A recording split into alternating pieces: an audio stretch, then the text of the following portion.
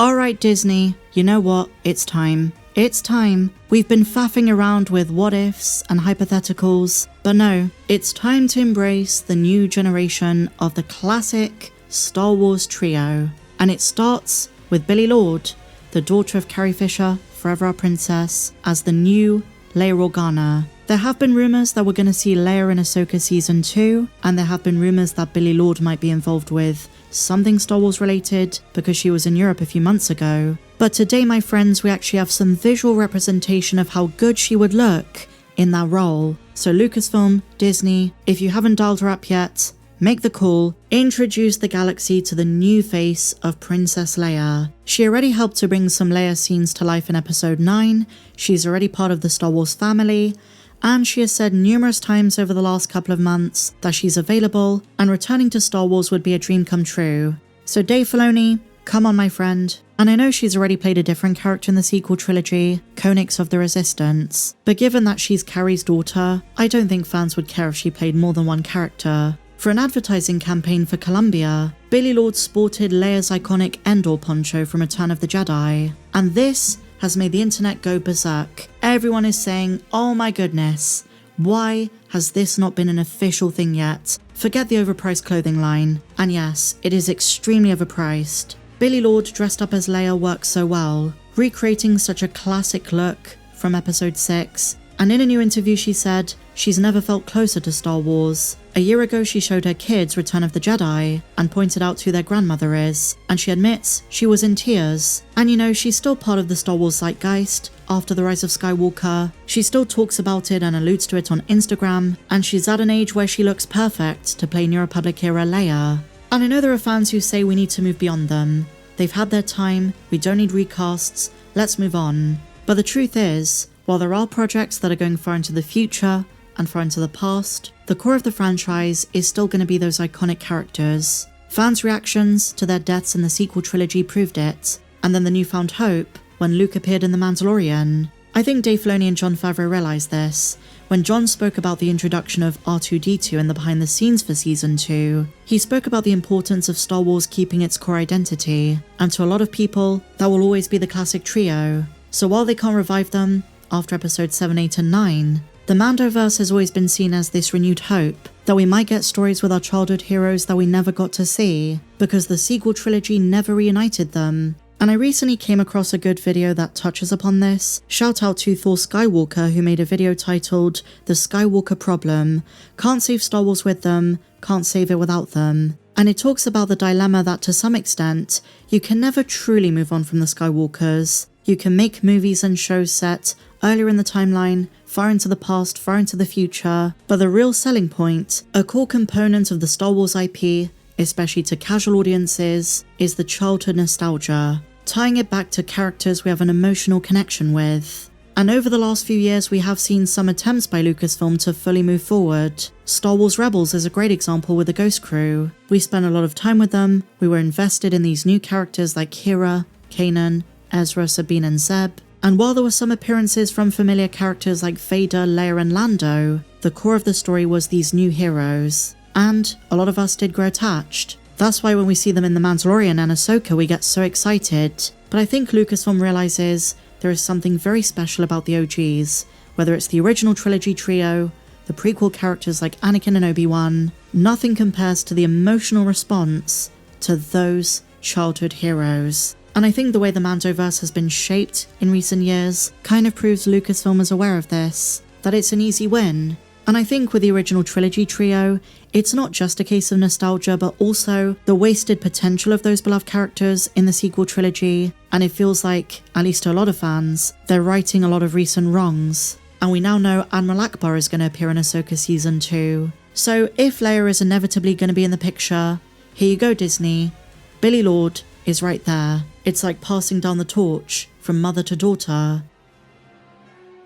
And so staying on the subject of the Mandoverse, my friends, we have a positive update for Skeleton Crew. It's just been nominated for a record-breaking amount of children and family Emmys. But there's a bittersweet component to talking about it.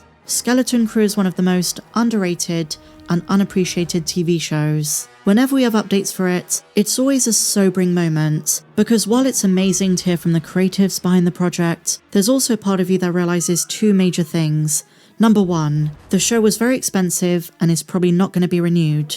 And number two, it's one of those great Star Wars series like Andor that casual audiences didn't tune into, and so it never got the recognition it deserved. And that's one of the saddest things about being a Star Wars fan and content creator in 2025. Disney and Lucasfilm fumbled the bag so often that now people don't trust them and they don't tune in for the good stuff. And the truth is, and look, I understand if it wasn't for you, but to me and those who like the show, Skeleton Crew was a well-crafted, fun, and innocent addition to the Star Wars canon. And while it does get praised for its whimsy and its family appeal, it doesn't get nearly enough credit for being boundary breaking. No one really talks about how it introduced some of the craziest concepts of any live action show, even more than both seasons of Andor, even more than Kenobi, Boba Fett, The Acolyte, Mando, you name it. No Star Wars series has felt more like a departure than Skeleton Crew, but simultaneously it struck a perfect balance of introducing a lot of new Star Wars concepts while also staying true to the heart of the franchise. There were some classic aliens, a couple of unexpected cameos, but it did so much to expand our understanding of the galaxy post-Episode 6, post-Return of the Jedi. A group of adventurous kids from a forgotten planet that is closed off from the rest of the galaxy. It's part of a cluster of planets known as the Jewels of the Old Republic. They have no idea about Order 66, they have no idea about the rise and fall of the Empire, and they still assume the galaxy was the way it used to be, Jedi Knights being the protectors of peace and justice. And suddenly, they're thrown into the deep end, they leave the boundary, and the adventure begins. Traveling the galaxy, coming across pirates, aliens new and familiar, and one pirate who possesses the Force but isn't a Jedi. He pretends to be one, and once upon a time was trained by a Jedi Knight, but he has nefarious intentions. And we often forget, for a first-time viewer when the show first came out, how much intrigue and mystique Skeleton Crew had. So many questions. Who was the supervisor? What is SM-33 hiding? Who is Tak Renard? What is the true nature of the boundary of Atatin?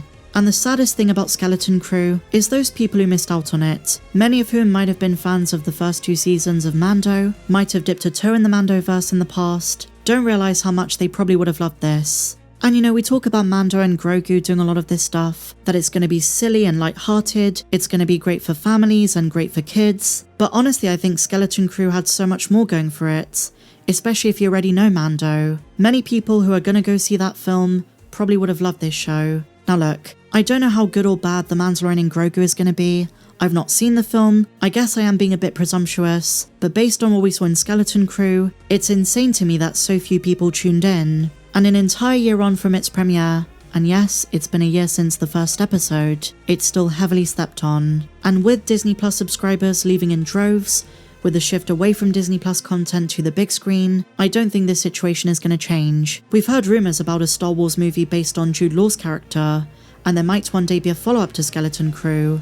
But again, like I say, it's a beautiful project that deserved a larger audience, but Disney and Lucasfilm are the ones to blame for it. And you could say, well, they need to do better with the marketing, but it's more than this. It's the decline of the Star Wars brand, due to every little nick along the way. But I don't think Star Wars fans, general Star Wars fans, see the brand in the same way they used to.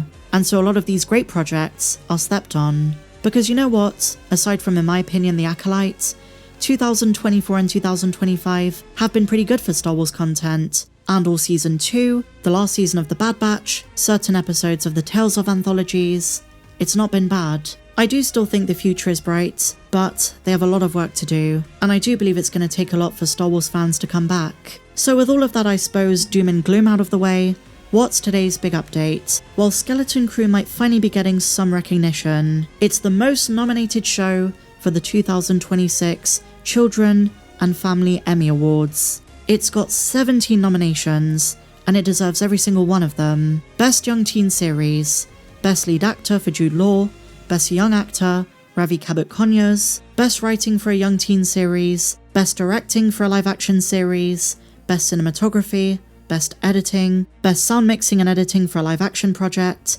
Best Art Direction, Best Costume Design, Best Hairstyling and Makeup, Best Show Open, Best Visual Effects, Best Casting, that's for live action, and Best Stunt Coordination. So finally something that looks on the up and up, but like I said, it always comes with this reminder that, in the eyes of Disney, this series did not make a return on investment and didn't get nearly enough eyeballs to warrant a season 2. However, the good news is there have been some reliable rumours that Lucasfilm wants to hold on to Jude Law. They want to bring Jordan Narwood back. But 1 year on from Skeleton Crew, I would love to know your thoughts in the comments down below, my dear friends.